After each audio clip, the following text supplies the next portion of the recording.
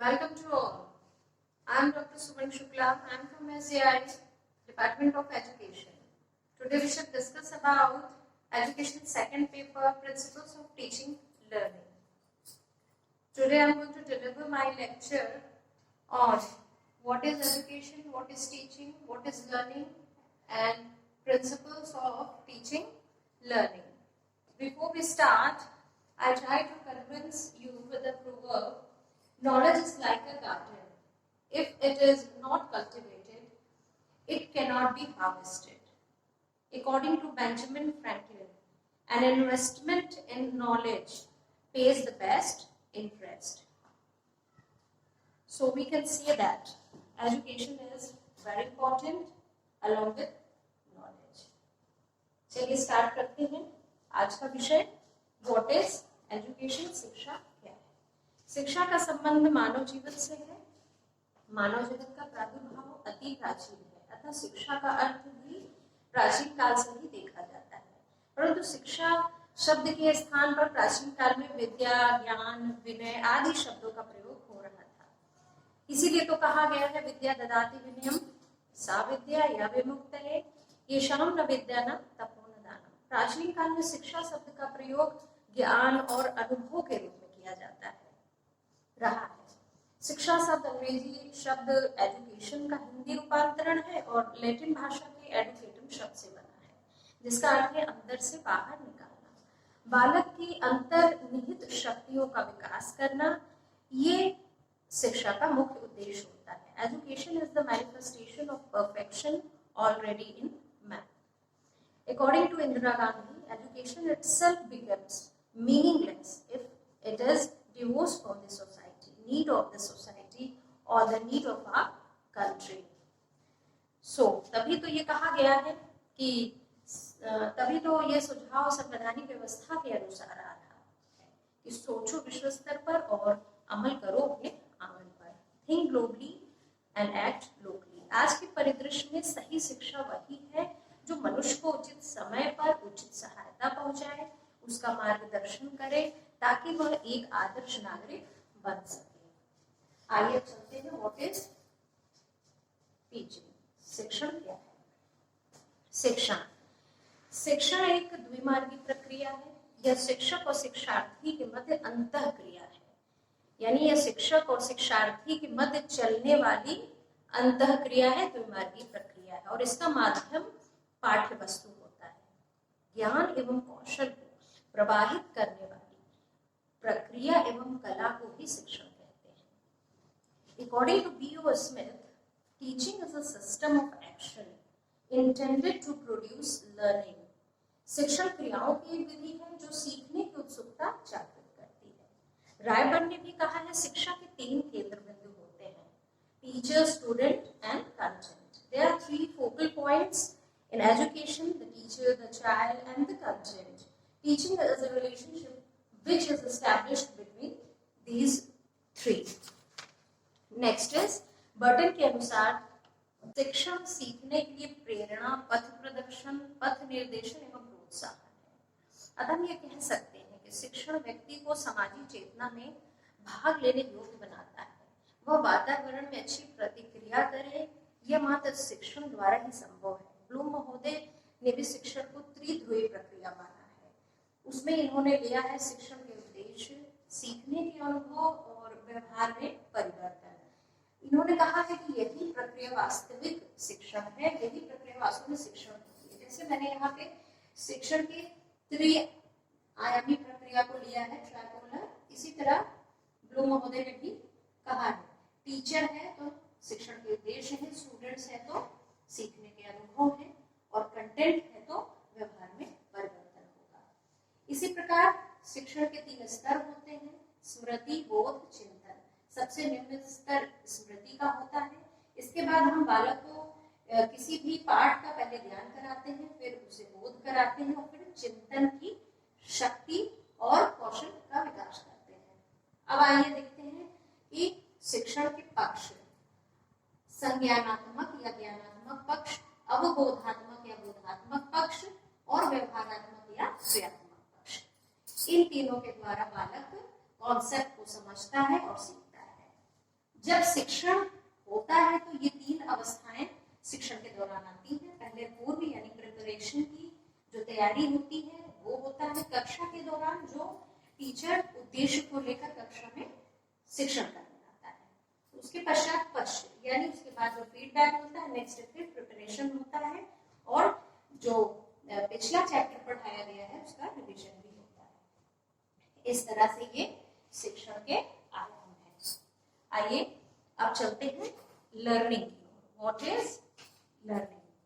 Learning मनोविज्ञान में अधिगम सामान्य रूप से सीखने के रूप में प्रयोग मिलाया जाता है, किंतु वास्तव में अधिगम की प्रक्रिया के फलस्वरूप बालक में यह बोध होता है कि क्या उचित है और क्या अनुचित है। सामान्य भाषा में अधिगम शब्द आगे बढ़ने के रूप में ग्रहण किया जाता है, किंतु क्रियात्मक रूप में अधिगम को हम एक सूत्र के द्वारा समझेंगे।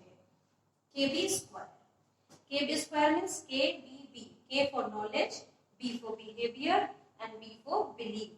ज्ञान, व्यवहार, विश्वास, इसको हम एक कॉमन फैक्टर चेंज इन से जोड़ देते हैं तो क्या हो जाता है? Change in knowledge, change in behaviour and change in believe.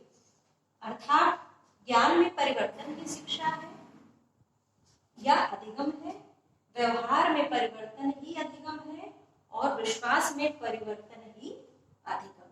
इस तरह से हम इस सूत्र के द्वारा लर्निंग को यानी अधिगम को अच्छे से समझ सकते हैं, जिसका अर्थ आपने समझा। अधिगम की प्रक्रिया में अनुभव एवं परिपक्वता 2 तत्व होते हैं तथा ये गुण बालक के व्यवहार से पता चलता है। अनुभव पहली बार व्यवहार के बाद की स्थिति होती है और परिपक्वता लगातार बार बार उसी कार्य को करने से आती है। अधिगम की प्रक्रिया में निम्नलिखित 4 प्रमुख कारक भी होते हैं: स्टिमुलस, रिस्पॉन्स, मोटिवेशन, रिइंफोर्समेंट। यानी उद्दीपक, अनुक्रिया, अभिप्रेरणा और पुनर्बलन। स्टिमुलस एंड रिस्पॉन्स ये 2 अनिवार्य तत्व होते हैं जिसके बिना अधिगम नहीं हो सकता है, क्योंकि उद्दीपक यानी शिक्षक का होना और शिक्षार्थी यानी रिस्पॉन्स जो देता है उसका होना अति आवश्यक है। लेकिन शिक्षण को प्रभावी बनाने के लिए मोटिवेशन बहुत आवश्यक तत्व है, क्योंकि मोटिवेशन के बाद ही अधिगम यदि बढ़ता है तभी हम पुनर्बलन देते हैं और पुनर्बलन वो स्थिति होती है वो अधिगम के बाद जब बच्चे की सीखने की गति बढ़ती है तब हम उसे बार बार बल देते हैं कि और अच्छा वो करे। According to Skinner, learning is the process of progressive behaviour adoption. व्यवहार के अर्जन में प्रगति की प्रक्रिया ही इन्होंने अधिगम माना है। Gilford, learning is any change in behaviour resulting from behaviour.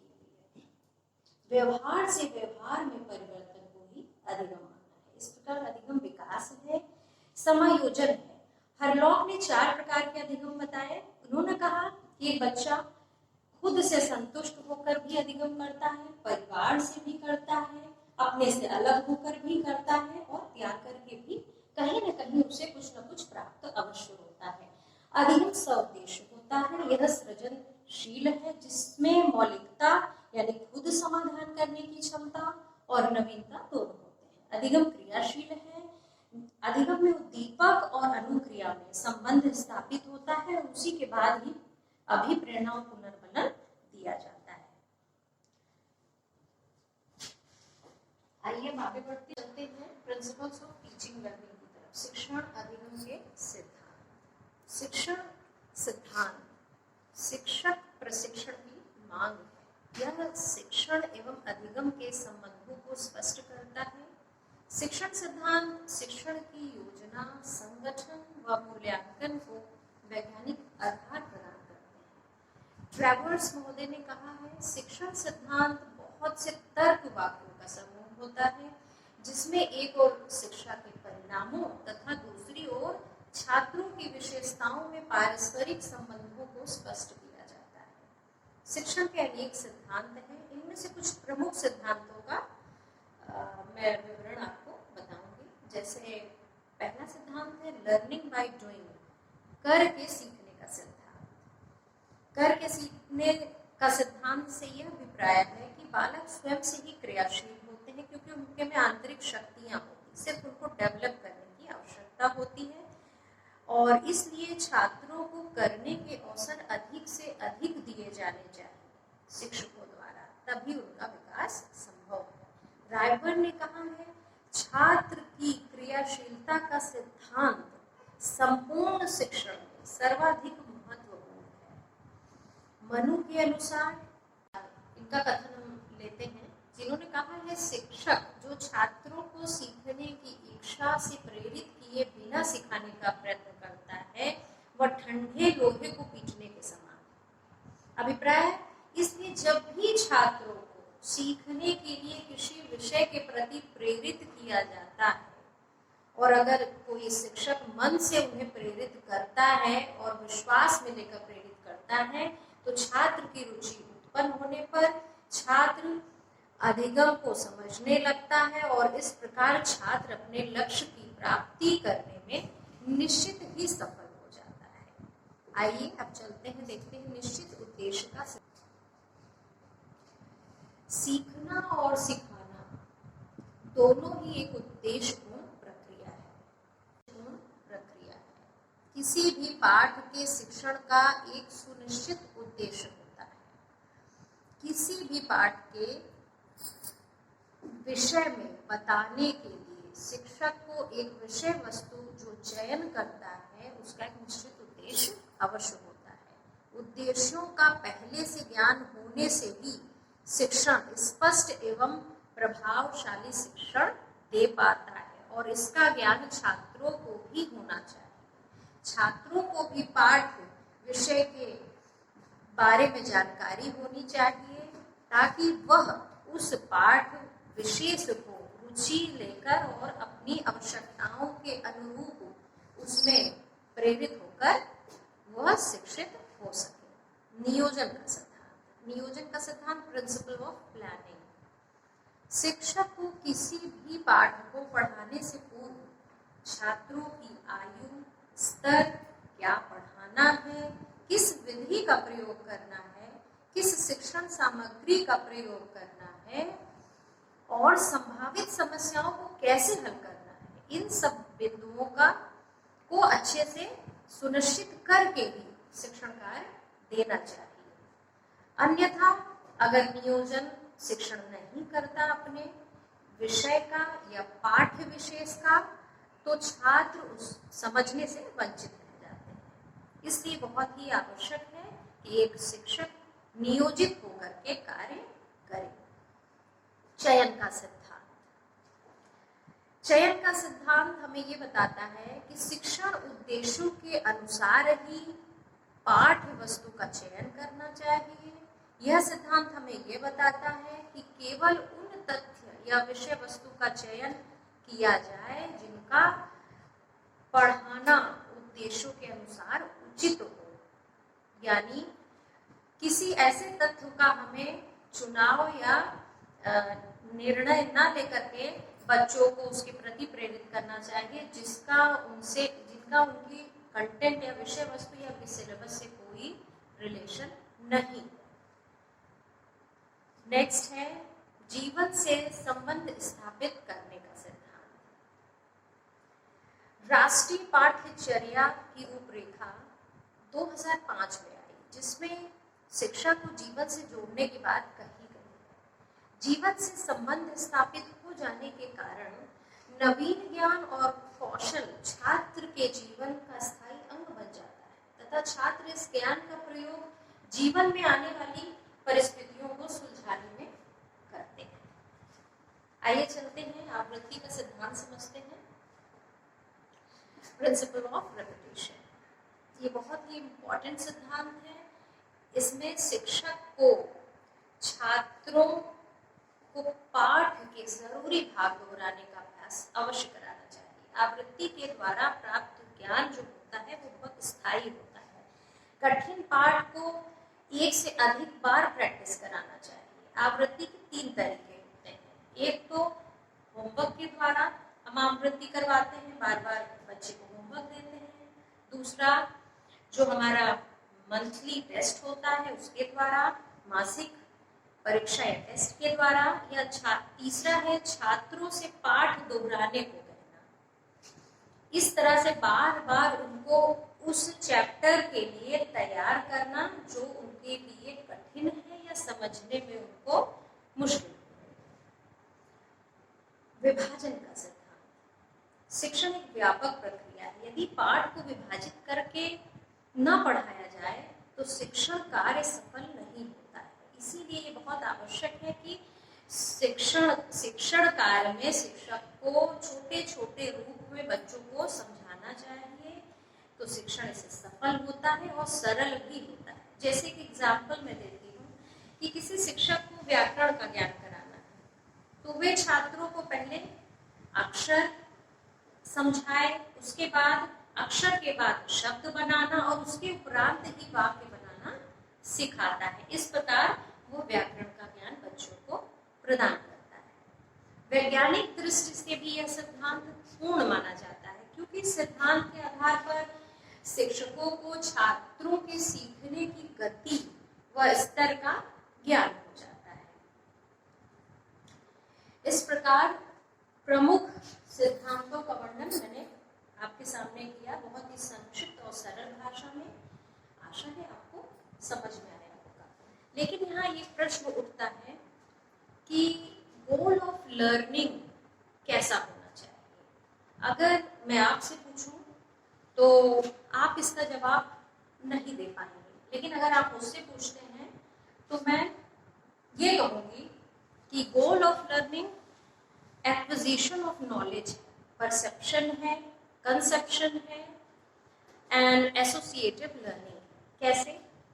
Goal of learning में एक्विजिशन ऑफ नॉलेज है, यानी structuring and organising knowledge, because knowledge help us to take new information. Perception, हमारे में नॉलेज जो है एबिलिटी डेवलप करता है, यानी perception means ability to understand something, and conception, what is conception? Conception and understanding of how something is. Any learning process in which a new response is associated with a particular stimulus, it is called associative learning. These are some facts. ये कुछ तथ्य हैं जो मुझे important लगे, जिसे मैंने share किया। अब आपको गोल ऑफ लर्निंग क्या डिसाइड करनी है, ये आप तय करेंगे अपने भविष्य के लिए। Till then you take care, stay at home, stay safe. नमस्कार।